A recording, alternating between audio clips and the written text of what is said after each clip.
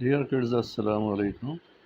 آپ نے اکثر دیکھا ہوگا برسات کے موسم میں جب بارشیں بہت زیادہ ہوتی ہیں تو بہت سے پروانے گھروں کے اندر آ جاتے ہیں اور شمع یا بلب کے گرد مسلسل چکر لگانے لگتے ہیں اور بہت سارے جل بھن کر مر بھی جاتے ہیں۔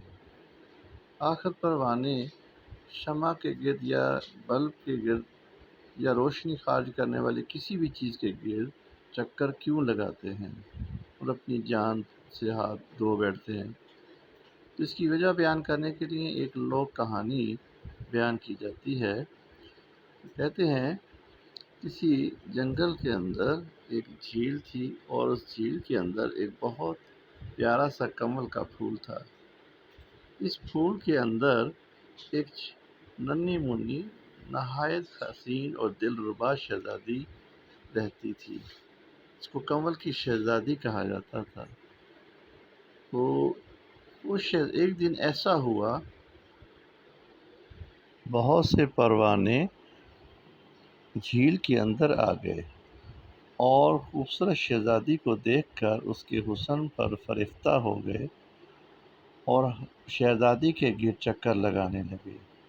ہر کوئی شہزادی سے شادی کی خواہش کرنے لگا، لیکن شہزادی نے انہیں کہا کہ میں رات کے وقت یہاں اکیلی ہوتی اور جب اندھیرا چھا جاتا ہے تو مجھے ڈر لگتا ہے، تو میں شادی اس سے کروں گی جو میرے لیے روشنی لے کر آئے گا۔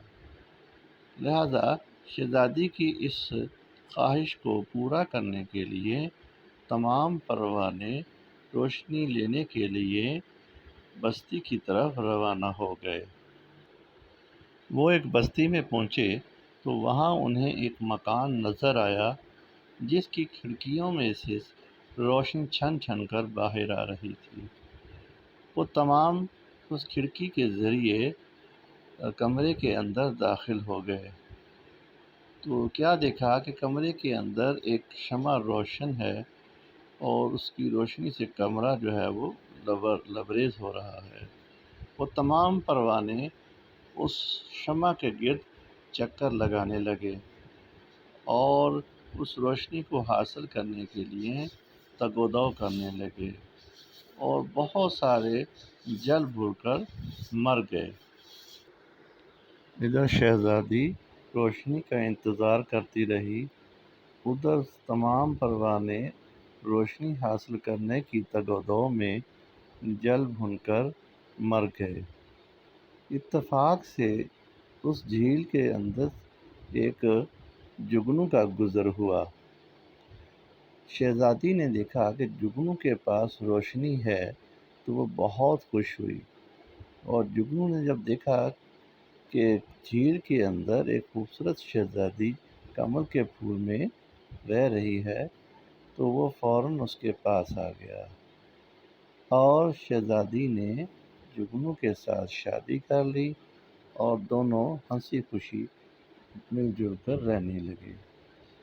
تو اس میں یہ بتایا گیا ہے کہ روشنی جو ہے وہ تو جگنو کے ذریعے شہزادی کو مل گئی، لیکن پروانے جو ہیں بیچارے آج تک اس روشنی کو حاصل کرنے کی تگ و دو میں لگے ہوئے ہیں اور شمع یا بلب کے گرد مسلسل چکر لگاتے ہوئے موت سے ہمکنار ہو جاتے ہیں۔ لہٰذا ان بیوقوف پروانوں کو سمجھایا جائے کہ شہزادی نے جگنو سے شادی کر لی ہے، اب تمہارا ان شمع کے گرد یا بلب کے گرد چکر لگانے کا اور جان سے ہاتھ دھو بیٹھنے کا کوئی فائدہ نہیں۔